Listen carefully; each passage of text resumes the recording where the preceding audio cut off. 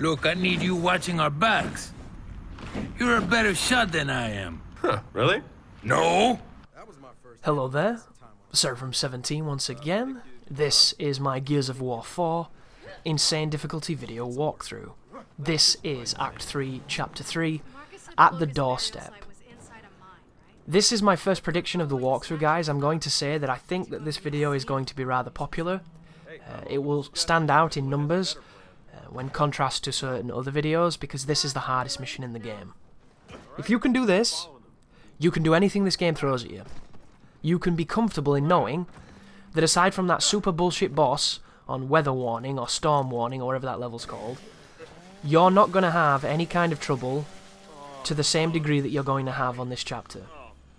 And there are two fights that stand out to me as being the ones that are quite tricky. Maybe three. But it's one of them that stands out the most, because it has a completely unrealistic expectation on the player by sending melee enemies that are very fast, very frequent, with drones that rush you. And it's just a combination that Gears has always been really, really careful not to force down your throat too much, because if they did, it would become horde mode, and horde mode at times feels incredibly broken because it isn't balanced. Not meant to be balanced. And that's what it feels like when you face the certain situation coming up later here. And the main problem with it is they put you in areas to defend that can't be defended. And I appreciate that the best way to have a Thermopylae-esque stand is to have a semi-defensible position that has flaws. Because if you could get in a cupboard like you did in Left 4 Dead, where two people knelt at the front with shotguns and two people stood behind them with like assault rifles or shotguns, because shotguns were real good, guys. Nothing could get to you in that cupboard because you had a firing squad and nothing could come behind you, and you could stop everything but a tank, because unfortunately the tanks were just that much of a pain in the ass on Expert. So you had complete immunity with good players and a good team with good communication outside of one scenario. There's no scenarios in Gears where you can put yourself in those positions in this game. All the positions they want you to stand don't have moments where you can really have that kind of comfort. And I get it, but at the same time it's annoying. And in this particular sequence, because the enemies can climb up the front, and because if they get into the building they can climb up the sides, it's not like there's even a funnel of where they're going to come from. They can come from anywhere.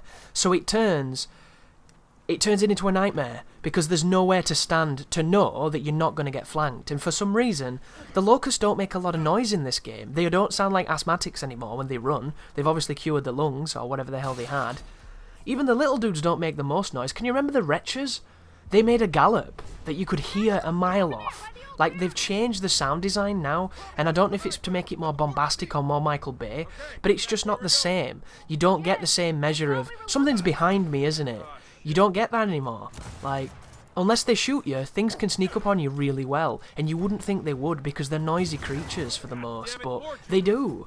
And I don't like sound design that's dishonest, and I don't want to accuse this game of having dishonest sound design because I haven't played it with my Astros yet to tell you what the sound design's really like. And so far it seems completely, decent, but a 6-foot monster that growls should not be able to run at full click and get behind me without me knowing it's there. And it happens. So, like, I don't know. I don't know if there's a way of solving it, but suffice to say, that building is really difficult. And there's a turret that makes it easier, but you can't really use it because you die on it. Your team can use it because they don't seem to die as fast as you, and they can be quite effective, but then they'll get off it and they'll stop using it, so it makes it really frustrating. And then you combine it when you start getting rushed. You have a boom shot, and I assume they want you to use it when you get rushed, but I've shot the people who rush you, and the boom didn't kill them. And the boom shot, if you fire it next to something, whatever you fired it at should not be alive. The boom shot seems to get worse in every Gears I play, and I don't know why. They keep changing it and changing it and changing it, and it doesn't make a lot of sense. And I can appreciate balance, and I can appreciate that the early boom, you could fire it quite some distance from people and they would still just turn into chunks. And it was hilarious in the multiplayer. It was kind of frustrating on Insane, but it's just the way the game worked. In this game, it seems to have a really modest splash, even though the grenades can hit you if you're a football field away, and that doesn't make sense to me. Like, there are times in this game where I've thought I was away from a grenade and it still killed me, even though on every other Gears of War I would have been away from it. So, why would they make the grenades so great, yet nerf the boom so much? I don't get it. And of course the boom is not just one explosion, the boom is an explosion that then releases explosions, and depending on the spray and on the spread, depends on how effective that weapon is, which is why it was always so fucking goofy and so inconsistent at times, which is why people didn't fire it at people, they fired it in front of people, because then the cluster occurs and they ran into the cluster, and that's how that weapon was effective. And it still is effective. I don't want to tell you that the boom doesn't work, but there are times where you're just like, what is it doing? And there's always been times like that, so it's not a new occurrence, it's just, how do you make a grenade launcher-esque weapon that has a parabolic arc that doesn't work right in that occasion that you really needed it to? And I have maybe 5 moments on the defense mission that's coming up on this chapter where I fired it at point blank at a dude roadie running, and it didn't kill him.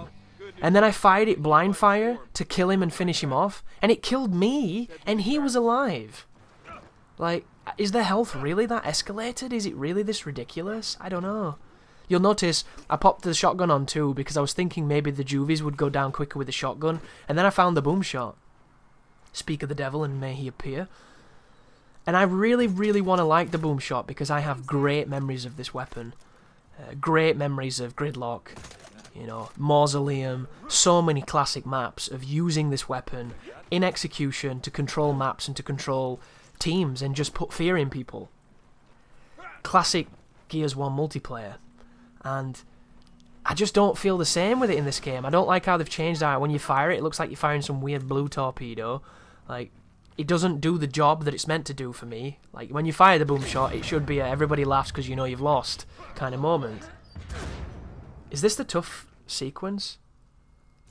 This is a tough fight, so this is really interesting. This is where you really realise just how much they didn't design checkpoints for the players. So, in this room, there's what, 4 locusts right now, maybe 3. There's not a lot of locusts. There's enough so that you can waste bullets shooting them, and then it wastes a couple of minutes killing them. You can kill them really quickly if you get a good pattern where they don't hide, and where they don't aim at you, and you can put them down, you know, rather uneventfully. Afterwards, when you move forward, it's going to spawn a Pouncer, and Pouncers take a beating. You've only fought 3 so far in that one sequence, so you don't have a lot of experience with this creature, so they keep throwing it at you, and you think, oh, that was a nice quick fight, so you go downstairs and a Pouncer turns up. Pouncer takes a big beating, uses a lot of your ammo, you're like, Jesus Christ, and then when it dies, I think another one turns up, so it might be another 2 Pouncers. And then once you've killed that and used all your ammo, and you've got almost nothing left, and before you have time to pick up any other guns that those locusts that you killed at the beginning dropped, another wave of locusts happens, and all of this is no checkpoint. And if you put it on paper, it doesn't sound like the most intensive of fights. 3 locusts, like 2 or 3 Pouncers, and then maybe 5 locusts. Sounds super manageable, doesn't it? But if you run out of bullets here, and it's really easy to do because these Pouncers take a fucking beating, and there's 3 of them to kill, what do you do? Like, my first time getting through this room, I had no bullets left to my name, and all my team was downed. So every single locust that came after the Pouncers rushed me. And it was just a miserable moment. Like, I really don't like this fight, but I managed to record it first time, so I've obviously learned something by playing it. I like to stay back here on this piece of cover. If any of the Pouncers come close and drop onto the floor, they're going to come for you. So you need to adjust your position, but I managed to make it here so that they kept on fighting my team, and they never really paid me much heed. You can go upstairs on the balcony if you want to, it gives you kind of a better vantage point at the far end of the room.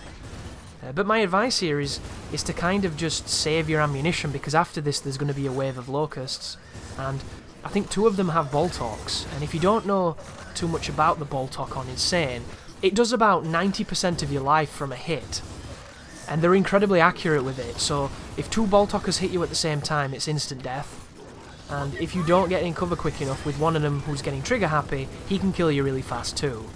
But there goes one of the Pouncers, and there goes another one spawning in, And that was every bullet I had in my Lancer just to kill one. And admittedly, I put some damage on the second one, so the second one's real close to dying, but it doesn't really leave me in a situation where I've got the most amount of ammo, and I want to save the boom shot for the difficult section coming up, which is just after this. And I don't know, like, I like these enemies, because I think they're interesting. I just don't like the environment in which this fight works, because I think after the Pouncers there should be a checkpoint. Because it's not fair throwing a bunch of more dudes at you when you don't have any fucking bullets, and you can't go pick up bullets because all the dudes on the next wave have guns. So it puts you in that really awkward spot of hoping your team does well, swapping weapons with your team if you can. Sometimes you get killed trying to do that. Or just, you know, playing really, really well, and sometimes that's all you can really do. So I'm using the snub, which is my favourite pistol. If you're wondering why I don't pick up the Boltok, it's because I don't like the Boltok. I never have. And I did like the snub more when you used to be able to shoot it unlimitedly without the trigger guard on it. And I think in this game it shoots pretty quick.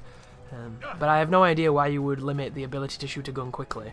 Because that's a skill, believe it or not. The ability to press your index finger rapidly is not something everybody can do. So the people who can do it, or the people who practice doing it, should be rewarded. That's what's good about games. You can't do a quarter circle in a fighting game. You're not going to be very good at fireballs. It's just how it works. You have to practice these things. And tapping your finger also comes in handy if you want to do other stuff in life, so you never know. If you have to be the dude who does the hand beatbox on the table in the kitchen while somebody spits a rap, you can be that man. You know, if you need to please a lady, you can be that man. But now is the awkward moment of realising that I don't want to waste resource, and I have incredibly aggressive Locust bum rushing me. So he can either come either way, left or right, make your choice. I put the boom shot on because I'm not taking a single risk with this tosser. Look at him. That was a successful boom. They're not always like that, guys, but that was a successful boom. I'm going to pick up the Boltok thinking it has ammo in it, and it doesn't, which leads me to an interesting theory. Did you notice how it's got 6 bullets? Do you think that in this game, the Locust have a finite amount of ammunition? Or is it just perhaps the ones with the bigger weapons? Because if he gets low ammo and then he rushes, that's amazing. Because that means that everybody has the potential to rush and the enemies are really, really well designed. But I don't think that that's the case. I'm curious, actually. But here comes another guy rushing, so I'm going to try and put as much damage on him as I can so I can perhaps save a boom. And then he goes after that person. But that fight really didn't look too bad, did it? Looked kind of standard, nothing to write home about. There's still one guy left who can do a lot of damage. And I'm going to mark him, hoping it makes a difference for my team, because I can't do anything here. I don't want to waste resources, and I'm potentially going to. There's a grenade that could have killed him. It knocked over a chair instead. Don't shoot, Chris. Please don't. Another... yeah, I'm not going to shoot. You can tell. I'm saving it. I'm just waiting. I'm hoping my team does something. And when they rush, your team has to defend themselves or they go down, so they stand a chance of winning. See what I mean? But did you see what he did then? Is he using a Lancer? Did you see that? Not sure. Dell just punched that Locust, and I don't think he had a hammer burst, which means the AI can also cheat with the Lancer, which I don't like. But I don't know for certain. I couldn't see at the distance because my monitor... People wonder why I can't see, you know, when I do these commentaries. Well, in the preview window, guys, it's a pre-rendered version of the video, and what happens is... Have you ever done that thing on VLC Player where the picture kind of goes into a blur of weird colours? Like, it's the colours that should be there, but they just kind of get swept across the screen in some weird mosaic collage thing. Well, that's what happens. You get this pixelization every so often, and it makes it kind of difficult to see. So it's nothing to do with my eyes, and I sit very close to my PC. It's just that I don't press render before I do these videos because it takes a while, and I want to just do them and move on to the next one and then render them externally. Because it's just how I roll, guys. That was me probably making sure I've not shit myself, so let's move on. Take a moment there. And this is it. This is the tough one. So, this by far is my least favourite fight in the game. And it stems from poor checkpoint placement. Did you see that just then? We got a checkpoint at the end of that last fight, and then we walked up a courtyard for 5 seconds and got a second checkpoint. So you can't tell me that somebody wasn't in here designing checkpoints, because they were. But they were designing them against the way that I think they work best. So the beginning here is very simple. You have to push up this hill Each piece of this cover can be degraded enough to be removed, because I've seen grenades go through it and segment it, so be careful here. If anybody throws grenades, it's not safe. All you want to do is thin out the locust, kill the dude on the turret, and when you push into the house, there'll be a couple of people on the balcony. This is all simple, but you want to take the time to understand the terrain here, because this is what you're going to be facing, only you're going to be where that locust is, and they're going to be where we are. And it's just a complete flipping of the scenario. So, turrets in Gears have always worked the same. They will shoot at whoever is exposed, and they prefer the player.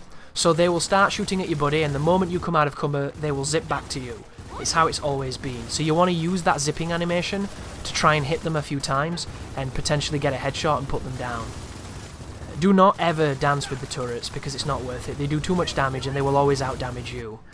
This pillar right now does not do well with blind fire. For whatever reason, it's wider than your average pillar, so when I try and blind fire, my gun clips with the cover, and it doesn't work. Which is why I got into that wonderfully terrifying situation just then, with that rather impulsive and indecisive locust. So instead of killing me, he went for her, and he ended up paying the price. And then there's this fella over here. Notice how my gun is just firing into the wall, and I cannot move to the left to make my positioning better, because you can't move here. You'll notice when I move left and right, it just switches the sides where he looks, because there's no moving here. There is no pliability.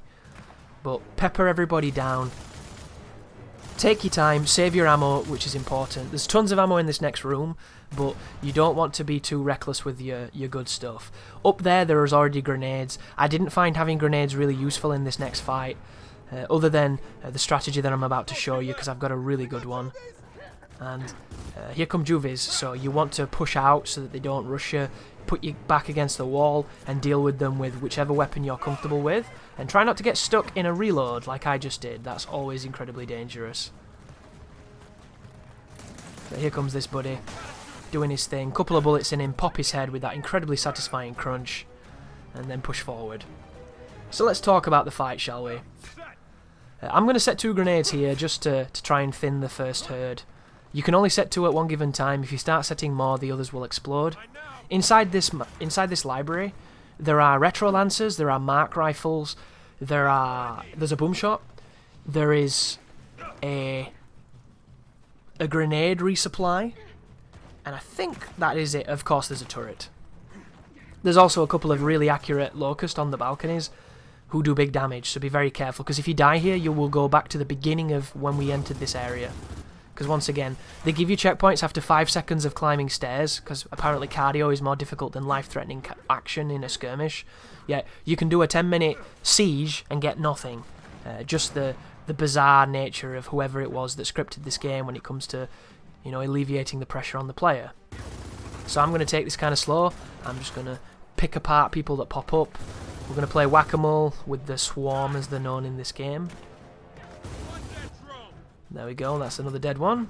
We get to stare at Marcus's beautiful model and some of the nice lighting. I don't know why your Lancer has a torch on it the entire time. I think they're just going for emphasis on the lighting, because the lighting here is very nice. They've done a good job with the engine. I think it's Unreal Engine 4 and it's performing really well. What's over there? That's a Retro Lancer, so I'm going to pick that up. So what are the pros and cons of the Retro Lancer? I hear you whisper through the ether. Whoa, that's a juvie. Where did he come from? See what I mean? How good is the Retro Lancer for dealing with those guys? It is so useful. Well, the Retro, as you know, which I'm assuming you do because you hated it in the Gears of War 3 multiplayer, didn't you? Now, the Retro is incredibly powerful, but it also has a lot of kick. It has the worst recoil of any of the assault rifles by far. It also has a pretty low max ammunition on it. It's not much lower than the Hammerburst, but I think the Hammerburst feels like it's got more ammo than it actually does because of how slow it fires. But this is the first phase. So during the first phase, I like to leave my team up the top and I like to let them do their thing on the turret. I'm going to come down here and I'm going to start peppering some of the drones that are going to start running this way. That's me experimenting with the charge over a sprint. Because I was thinking in the multiplayer, if maybe charging is faster or more optimal than roadie running, because I didn't know which one made the most noise. Because of course when you roadie run, your guy pants like a dog, and when you charge, he screams. So it's not as useful as I thought it could be. because I like the idea of using the charge for utility rather than, you know, being those people who charge across the map trying to kill people with it, which is always funny to see, because everybody's fallen for it, but it's one of those things where, like, nobody likes getting charged, nobody likes getting chainsawed, nobody likes getting grenade stuck. There are certain things in games that people don't enjoy. They just don't. It's how the world works. But it doesn't mean you should address them and change them. Like, the chainsaw stuff, I never had a problem with the chainsaw in Gears 1. It was a nightmare, and it had a wicked vacuum, and at times it could be difficult to interrupt. But did you see what they did to it, where they made it so that you just couldn't raise your chainsaw anymore because you spent more time in a stunned state where the chainsaw wouldn't work than you did being able to use it. So it went from being a pain in the ass but useful and kind of the noob choice of every situation to just unusable. And the noobs still tried, so who exactly were they helping when they did that? Because if you were decent at Gears, you generally didn't get chainsawed that often. You could occasionally get chainsawed because sometimes people waited on corners and people came around corners and people threw smoke and then ran in with chainsaws, and the vacuum was pretty tough and pretty stringent. And it happened, but for the most, if you were up against a guy fighting him and you'd played Gears a little bit and you knew how to swap between weapons and use your distances, you know, you probably already had your shotgun on and were already close enough to him and already putting pain on him that he couldn't use the chainsaw, so you never really had that much of a problem with them. They were, in Darkside Phil's words, they were kind of the beginner trap, you know. They were a little bit like the backstab in your Dark Souls, where if you didn't know how to defend them, you thought they were broken, but they weren't. They were just kind of incredibly powerful for how cheap they were. And, right guys, as soon as you finish the first wave, you want to sprint and follow my path. I'm going to run all the way back to where we exited the previous fight. All the way down this courtyard. All the way through the central piece and all the way onto the stairs. And I'm going to get stuck on cover there unintentionally, and I'm going to spin on the top of here and shoot the juvies. So what will happen is you're going to get assailed now by a bunch of these wonderful fellas. And the best thing to do is to punch them. If there's more than one of them, you run the risk of getting two shots, so you want to at least shoot one of them and then punch the other. And we're going to wait until you hear Del say, or I think it might be JD actually, who says, they're coming behind us or something like that, they're in the house or wherever. And that means that the third phase has started. And it's the third phase that's tricky, because the third phase introduces drones. And what this position is going to do is it's going to affect the AI of the creatures that are attacking our team. Half the juvies are going to come for you. It's random how many you get. All depends on the AI. The rest are going to go for your team. Depending on how your team does will depend on how intensive your role in this is. And what will happen is, after you get warned that that's it, that was the warning by the way, that's the beginning of the third phase. After this, generally, I found, when I tested this strategy, and it works, about 3 juvies are going to assail you now in this wave, and then after it, it will be drones. And the drones are going to be roadie running faster than you've ever seen, and one of them's got a bolt-hawk, and if he decides to shoot you at about mid-range, he'll instantly kill you, because he did it to me.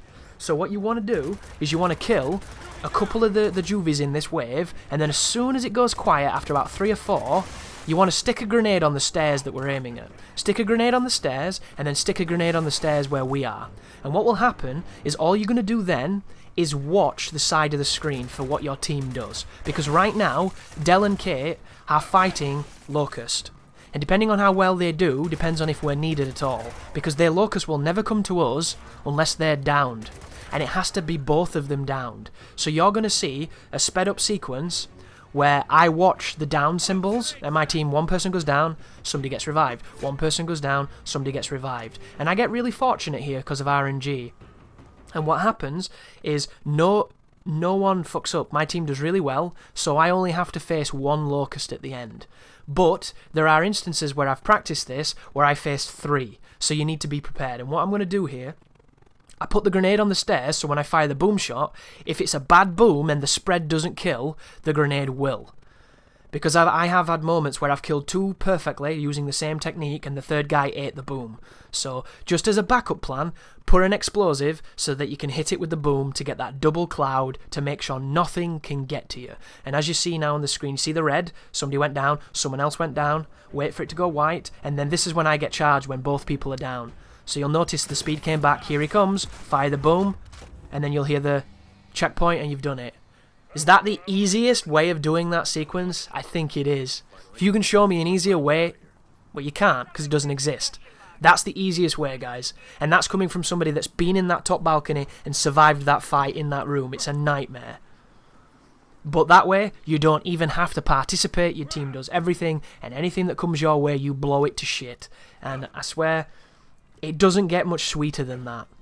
And I found it by complete accident, because I was trying to sit in the rooms in the house and in the garden and avoid the spawns, and it turns out that's exactly where the drones spawned, so they spawned on top of me. So I decided to run back to try and get a vantage point, and I noticed they didn't seal you in the area. And to me, beginner game design 101, you seal the person in that area, and because they didn't seal us, that's what you use. You know, the checkpoints aren't good, so you can't have fun there because it's too fucking hectic and it's too difficult, so just use your knowledge, use your map awareness, and beat them that way. And now, we have another tricky fight coming up, which is another nightmare fight of close-quartered shotgun frenzy.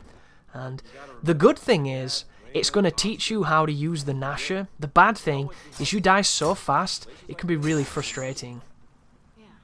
So, we're being introduced to a new weapon here. I want to call it the Discombobulator, but I know that's not its name. So we'll see what it's called. It's the circular saw firing gun, just in front of us here. You get a checkpoint as you push open the door as well, which is useful. So, what's it called, this? Can I read the screen? No, I can't read it, unfortunately. The Buzzkill, there it was. So it's a much easier name, Buzzkill. And it's just like the Mulcher, it's just like the heavier weapons, like the mortar launcher. It's hard to fire because you have to commit to it. And on Insane, it's not really realistic unless you're up against a very specific enemy. So I drop it on the respawn, I immediately throw 2 grenades into those nests, and then I'm going to proceed from this moment onwards to start hitting things with my Lancer. And you'll also notice that I'm way more comfortable at this point because I know that I don't have to save any of my stuff. And I was really nervous for that room that you just witnessed because I didn't like it the first time I played. It was one of the rooms where I wish I'd started recording on my first run rather than on my second one because I was scared of it. I was kind of, I don't know if I can do that again because of how annoying it was and because I don't feel like I had any input on that fight. I felt like it was just random and I hate those encounters. That's me trying to go A-B to get out of that cover and it wasn't working. So there's some surfaces where the game doesn't let you do that. So if you ever see me hit a piece of cover and rev my chainsaw, it means I'm trying to do what you just saw then, and it didn't work. But I'm a bit of a trier in these games, so whenever I clear an area and there's a weapon in it I couldn't use, I'm going to pick it up and carry it to the next area in hopes of being able to use it. And I don't know if I was successful, so we'll discover it together, because there's going to be another nest turning up here, and I'm a little bit slow on this grenade, which is unfortunate. And it completely misses, and then I fuck up that. That's just bad grenades, guys. Don't do that. Don't waste grenades. Unless there's grenades waiting for you to be picked up, don't waste them. They're so useful. They can make fights 30 seconds that can last minutes, so it's a useful tool to have.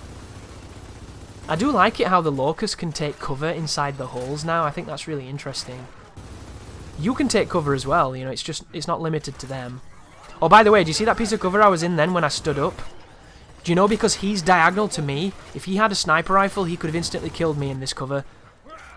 Just because of the way the cover works now. It's really confusing. It's that thing of, if they can see you, they can hit you. Even though on Gears, they've always been able to see you, and they were never able to hit you in those circumstances, because there was kind of those universal laws of cover. They didn't make a lot of sense, but they worked in relation to the game.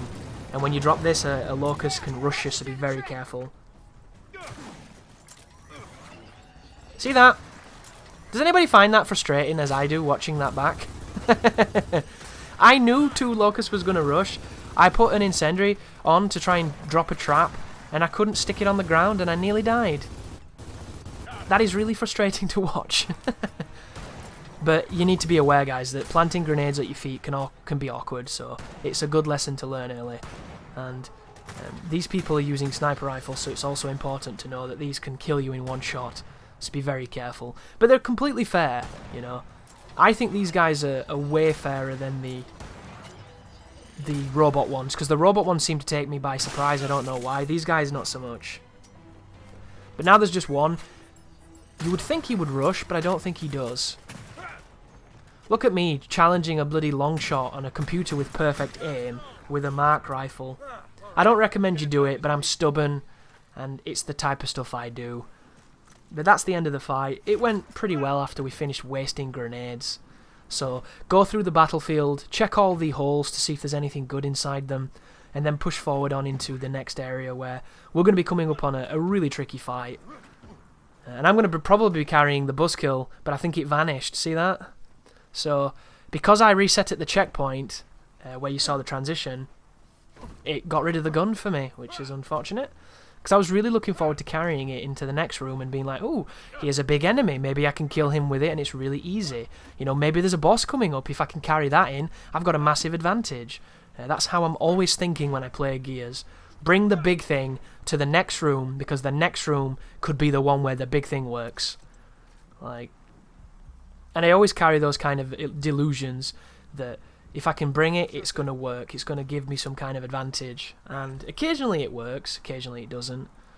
You know, I can't think of a single situation where I've carried something effectively into a room and it's been as good as I thought it would be.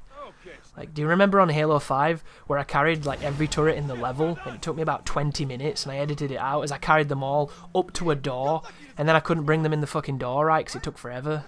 And every time I died, I had to carry them all again. I was like, yeah, this is just not worth it. And admittedly, I didn't even need the turrets in the end, I just kind of wanted them. And then there's those people that don't even fight that boss, they just skip it, which is disappointing. But I understand why people do it, because that boss is a nightmare. And speaking of nightmares, this is a really long fight, and I wish I didn't have to share it with you, but I didn't die. You know? It's one of those weird things of, like, I could have definitely done this way faster if they'd have killed me and pissed me off, but they didn't. So I kind of just picked them apart. It's an interesting encounter. That's your only checkpoint, by the way, guys. This next encounter takes about 10 minutes. I have a long shot, so I'm going to back up. And the first thing you want to do is you want to find the people with the rifles, and you want to make them cease to exist.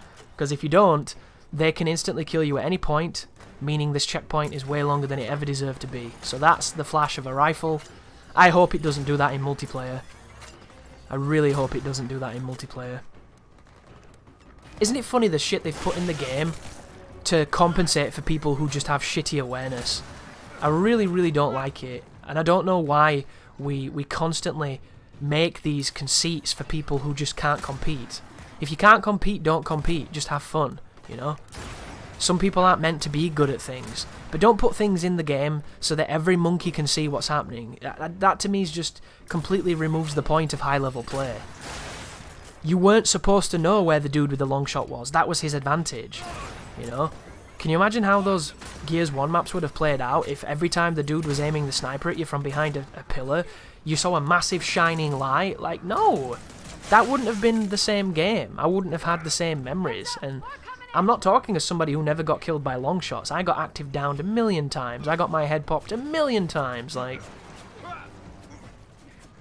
it's just one of those weird things. I don't know why we put things in to give everybody the best advantage. I like the fact that guns take skill to use. I like the fact that, you know, not everybody can move around the map efficiently. I like these things. That's why Gears always stood out to me, because it wasn't a game everybody could play. Like, it's a little bit like FIFA in that way, which probably seems like a weird comparison, but when you play against somebody on FIFA who actually knows how to play it, it feels like they're cheating. It feels like they're doing something they didn't tell you that they could do. Like, did you ever play a fighting game with your friend when you were younger, and they didn't tell you the moves or anything, or they didn't tell you if there was a mechanic, like, about the focus in Street Fighter 4? So they keep using focus and getting armor, and you're like, how do you do that? And they just laugh because they're winning. It's like that. And when you played Gears Online, that's what it felt like. You know, you ran forward, you shot somebody with your Lancer, they were down, you're like, oh, I got a kill, and next thing you know, some guy glides across the map towards you doing a wall bounce and sprays you in one shell, and you're just like, what the fuck was that? There's a big divide between those two players, unless it was, you know, fluke. And that's what I loved. I loved those people that had the rifle and got rushed by shotgunners, and got away, and then did those ridiculous sweep shots that ended up on YouTube. Like, remember when those shots were super popular on YouTube? Montages of Gears headshots. Anybody remember the Iceman? That was a name that was around back in the day. There was another guy, I think it was called, was it Nizmojo? There's a few. E.T. Sniper, the guy that was #1 on the leaderboards for ages. The guy had like 200,000 kills on Gears. And I'm almost certain it was probably a team of people who played on the same account, because how the fuck do you do that? I'll never forget those days, man. I sound like an old man, don't I? I'm talking about the war again. Oh, back in the Pendulum War. I do like this fight, though. It's a massive divide. It's us against them. It's essentially a shooting contest, and I really like those. And I do like that headshot. Oh, it's so sweet. It's just not a big fan of an enemy that can hide like this and instantly ruin the day. And I appreciate that that's what snipers do. But in such a fight like this, you know when you're pushing forward and you just do a backwards flip and you're dead? It feels really cheesy. I also have no idea if this is the last fight of this chapter, because if so, the fight that I was mentioning that's really difficult, that's up close, is in the next one. And because I can't really talk about much strategy here other than shoot these people, because like there's a lot of people here, guys, and a lot of them have snipers, and if they put you down with that after this, you've wasted your time, and it's frustrating. But for the most, move forward intelligently, use your weapons intelligently. I don't have good range here, I need long range, so that's why I swap out for the M-bar, which is a fantastic weapon, it must be said. But the main problem with this gun on this difficulty is because you have to charge it and keep it charged before you fire, you can get shot a lot. This is me looking for ammo, if you're wondering. I'm kind of hoping there's more ammo because I don't have enough to finish these guys, and that was a mistake, as you saw. So, see what I mean? And that's another thing. The view kick when you get shot, hate it, always hated it. It's one of those weird things. Like, I understand it with the rifles, I don't understand it with the snipers, because you don't get that much ammo, so when you have that perfect shot and somebody hits you with one stray bullet and it knocks you off, it makes sense and it's a good balance conceit for multiplayer, but for single player, when the enemies are that accurate at this range, it just feels like cheating. It feels like somebody's looking at your screen. One of those annoying moments in split screen multiplayer.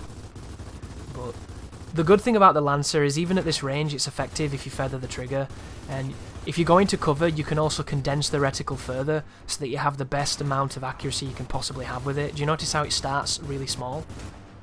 Because if you didn't know, guys, and I assume you do, it's one of those things you probably knew without realising, but when you're out of cover, your reticle for the Lancer is quite wide, and when you start moving, it widens as well. It blooms to the most magnificent of the flower it can be. However, the less you do, and the more you adhere to Gears' standards of shooting, the better it will be for you. So, if you are in cover, you will get a bonus for accuracy to reward you for using that system. You know, if you're not moving in cover, you will get an additional bonus as well. And it's just these things that you've learned a million years ago that a lot of games do, that's just one of those things that's pointing out that you might not have noticed, you know. But I just, like, at the beginning of this walkthrough I mentioned, don't expect to see the most crazy gameplay because of the way the checkpoints work. And it upsets me that I can't do this, and it's kind of funny because you've seen this fight. We're at, what, 8 minutes in now to it, potentially. Do you know when we get across to the side where everybody was? They're going to do a scripted spawn of a door banging open with more locusts who could kill me instantly. And I think you can only spawn it by moving forward towards it. So it's one of those moments where they don't even give you a checkpoint before the cheap opening of a door that can get you killed. And in old Gears, they probably would have. They didn't always, don't get me wrong, but for the most, they were good at that. So I'd love to know who it is who thinks that making players replay 10 minutes worth of gameplay due to like a kind of underhanded instant challenge, who thinks that's good, you know? Because I talk about checkpoints a lot. It's one of the main conversations in a walkthrough when you play on the harder difficulties. And I've played games that had tough checkpoints, you know. I've played things like Souls games that don't have checkpoints. And even those games feel more balanced than this does in certain moments when it comes to the checkpoints, because they know when to give you a bonfire, whereas in this game, like, the bonfires are far and few between. Like right now, I'm moving up really tentatively because I don't want to die just in case somebody's left over. And no one's left over, but they want me to hit this door. And this door's going to spawn a bunch of dudes. And if you watch, look how close I get to it. Like, this is not a good place to be. When you look, and they're rushing too. So if he jumps over cover, I'm dead. It's scary. It's scary that somebody thinks this is... And they've got shotguns too. Like, what would happen if I'd have been sprinting and not paying attention? Like, everything would have been done because I thought it was clear. Did I just punch him? He was on the ground though, that's kind of different, but still, I just punched with a lancer and that really disconcerts me. He was on the ground though, so that makes more sense. I was gonna fucking say it then, I'm like, if I punch people with this lancer, I'm done, I'm just stopping now. But that fight is crazy. And it's not crazy because it's that difficult, it's just, there's a lot of dudes, and then when you think it's clear, they throw shotgunners at you, and I don't think that's fair, I don't think that's nice. And I know it's not their job to be nice, but, like, really, guys? That's the kind of thing you do when you know there's a checkpoint. You go up to that door and it busts open and he one-shots you with shotgun and you have a quick laugh and you go, that's fucking silly. And then you throw a grenade at him or something. That's the kind of thing that I remember from old Gears. Getting myself into bad situations. And then getting a good checkpoint, but just not here. And that is the end of the mission though, guys, so we're going to be pushing forward. I like to always check the battlefield to make sure I'm not missing out on any goodies, and then we can push forward into some pretty deep waters, because the game is still going to be challenging. Act 3 is very challenging, and hopefully I can help you through it. So thank you for watching, and you take care now.